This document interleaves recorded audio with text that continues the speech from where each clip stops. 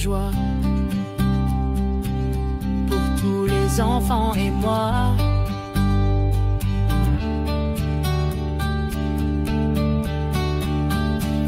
Où sont les signes? Où sont les signes dans le ciel, sur la terre? Où sont les signes? Où sont les signes? La Bible me le dit. Où sont les signes? Où sont les signes dans le ciel, sur la terre? Où sont les signes? Où sont les signes? La Bible me le dit. B-I-B-L-E, B-I-B-L-E, B-I-B-L-E,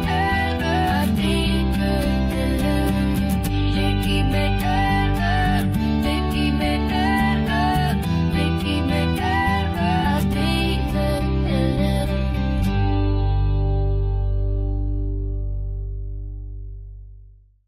Bonjour les enfants!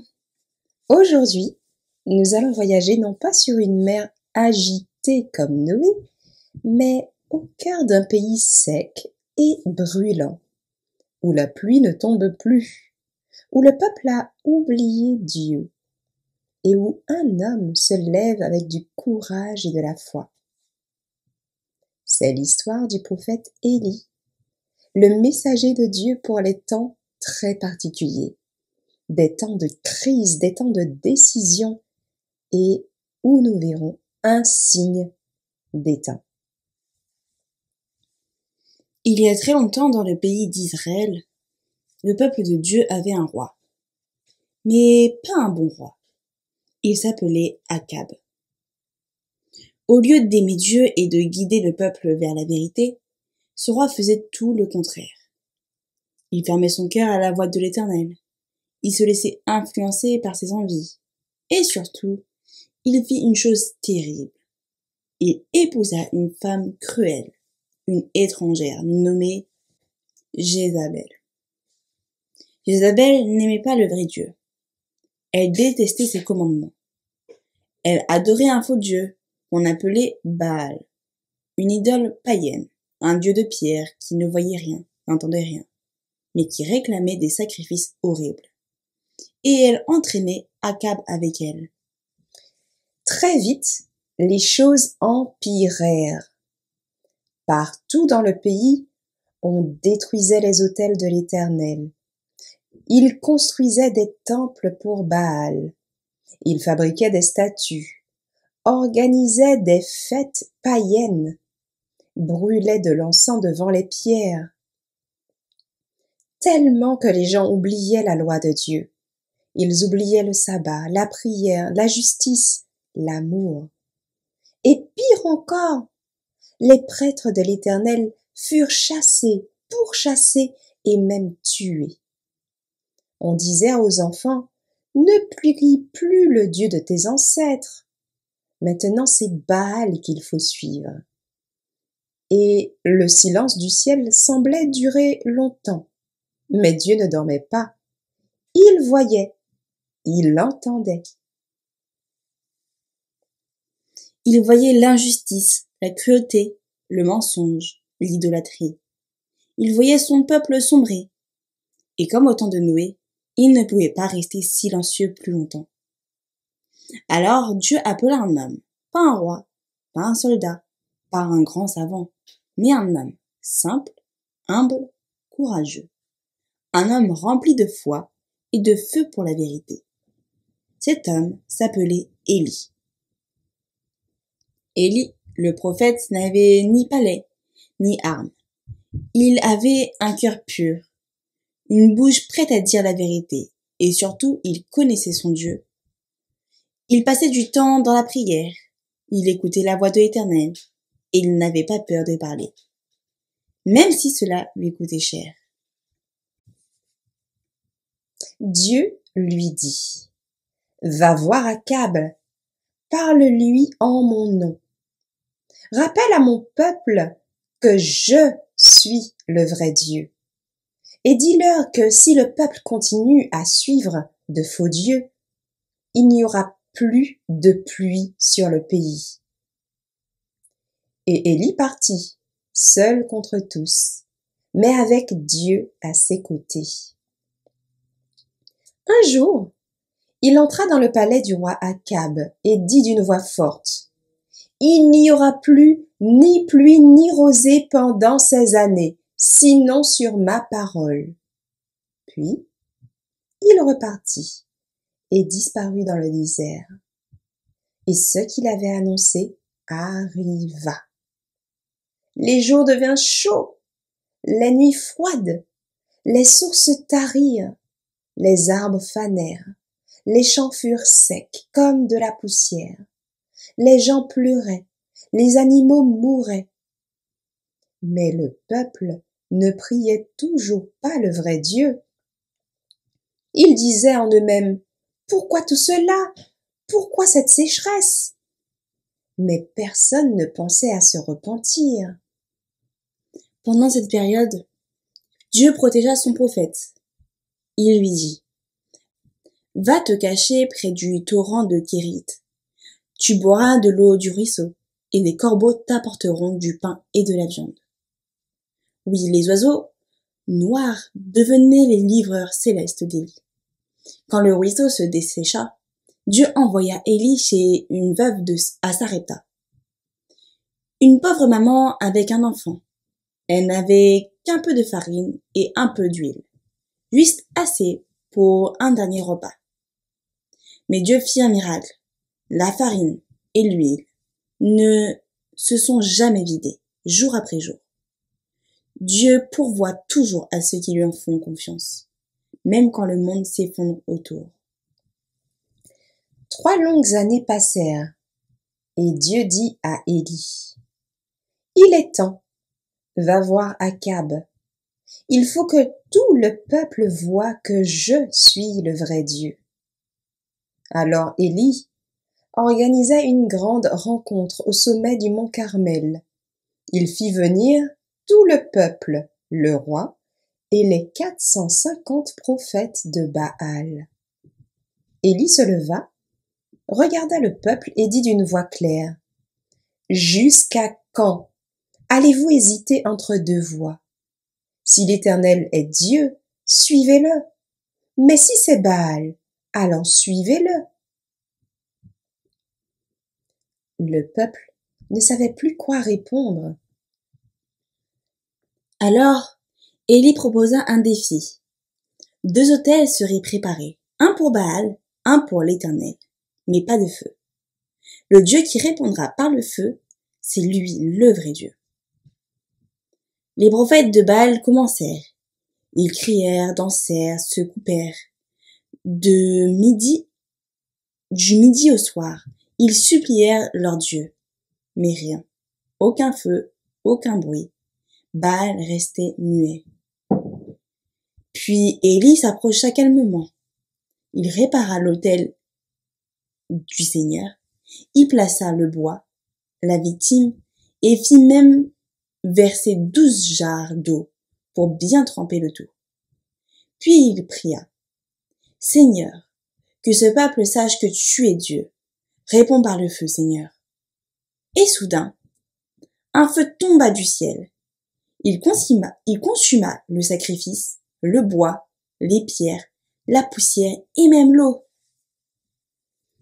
Le peuple tomba face contre terre et cria, « L'Éternel est Dieu! L'Éternel est Dieu !» Ce jour-là, leurs cœurs furent touchés. Ils virent que Baal n'était qu'une statue, mais que l'Éternel est vivant, qu'il voit, qu'il agit et qu'il aime son peuple, assez pour l'avertir avant qu'il ne soit trop tard. Après cela, Élie pria sur la montagne et la pluie revient.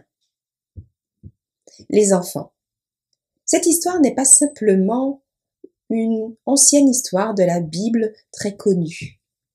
Elle est aussi très actuelle, car nous aussi, nous vivons à une époque comme celle d'Élie. Une époque où les personnes adorent le plaisir, l'argent, la gloire, la technologie. Une époque où beaucoup oublient Dieu, ne lisent plus la Bible, ne prient plus. Une époque où le mal grandit, où les lois de Dieu sont rejetées, même dans les écoles. Mais Dieu parle aujourd'hui.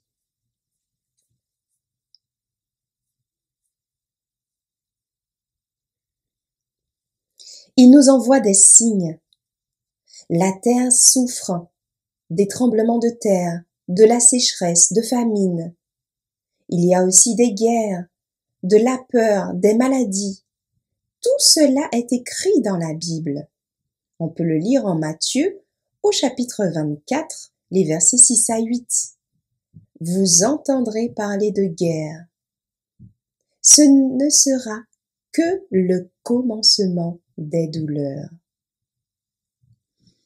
Les temps difficiles ne sont pas toujours là pour nous faire peur. Ils sont parfois des appels d'amour envoyés par Dieu pour nous réveiller, pour nous ramener à lui. Quand le ciel devient sombre, quand la pluie cesse dans nos vies, qu'il n'y a plus de paix à la maison, plus de joie dans le cœur, plus d'amour entre frères et sœurs, ce n'est pas le hasard. C'est peut-être Dieu qui essaye de nous parler. Comme au temps d'Élie, le peuple avait oublié Dieu, et Dieu a permis une sécheresse, non pour les détruire, mais pour attirer leur attention, pour leur dire « Mon enfant, reviens à moi, je suis le seul vrai Dieu, je t'aime et je veux te sauver. » Ces moments où tout semble bloqué, où les choses ne vont pas comme prévu, peuvent être des signes des temps. Ce sont comme des cloches d'alarme spirituelles qui sonnent pour que nous arrêtons de courir après les choses du monde et que nous levions enfin les yeux vers le ciel. Dieu pose encore aujourd'hui la même question qu'Élie a posée au peuple sur le mont Carmel. Jusqu'à quand clocherez-vous des deux côtés? Si l'Éternel est Dieu, suivez-le. Et on peut le lire en 1 Roi 18, le verset 21. Alors, les enfants, lorsque vous vivez des moments difficiles, ne fermez pas la porte de vos cœurs. Ouvrez-le. Demandez à Jésus. Seigneur, que veux-tu m'apprendre dans cette situation? Comment puis-je revenir plus près de toi? Comme Élie, Dieu veut faire tomber un feu d'amour dans ton cœur pour que tu n'aies plus jamais de doute. L'Éternel est Dieu. Il t'appelle aujourd'hui à faire un choix. Les signes des temps, ce sont tous ces moments où Dieu nous montre que Jésus revient bientôt.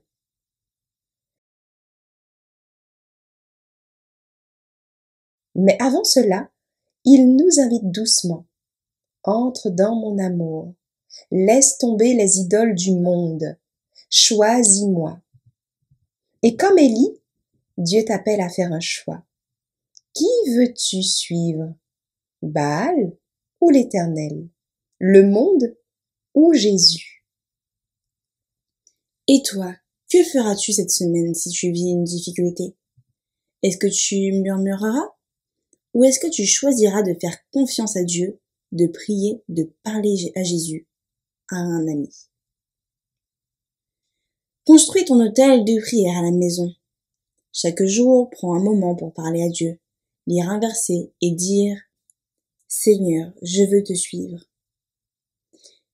Si tu as un carnet, écris une prière dans ton carnet.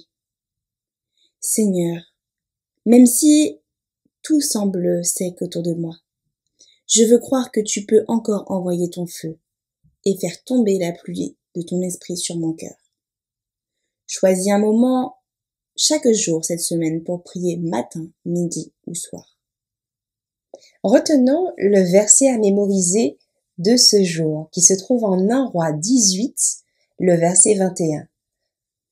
Si l'Éternel est Dieu, suivez-le. Et répétons ensemble cette phrase qui nous rappelle qui nous voulons choisir, à savoir le véritable Dieu. Je choisis l'Éternel, même si d'autres se moquent.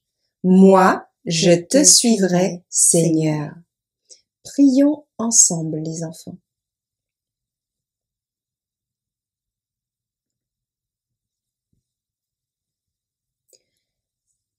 Père éternel, merci pour Élie. Merci pour cette histoire et pour le feu qui a montré que tu es le vrai Dieu. Pardonne-nous quand nous t'oublions. Aide-nous à choisir ton chemin même lorsque c'est difficile. Que ton esprit tombe sur nous comme la pluie pour nous purifier et nous remplir de ton amour. Prépare-nous pour le retour imminent de Jésus, car tu nous as donné des signes et nous voulons être prêts. Au nom de Jésus. Amen.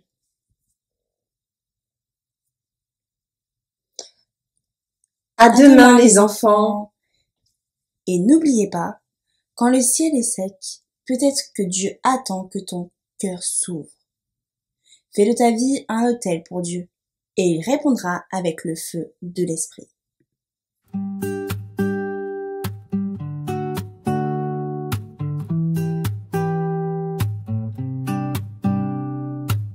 Ouvrez les yeux et les oreilles, les enfants. Où sont les signes? Où sont les signes? Dans le ciel, sur la terre. Où sont les signes? Où sont les signes? La Bible me le dit. B-I-B-L-R, B-I-B-L-R, B-I-B-L-R, la Bible me le dit. B-I-B-L-R, B-I-B-L-R, B-I-B-L-R, la Bible me le dit. Où sont les signes? Où sont les signes? Dans le ciel, sur la terre. Où sont les signes? Où sont les signes? La Bible me le dit. Amour et joie pour tous les enfants et moi.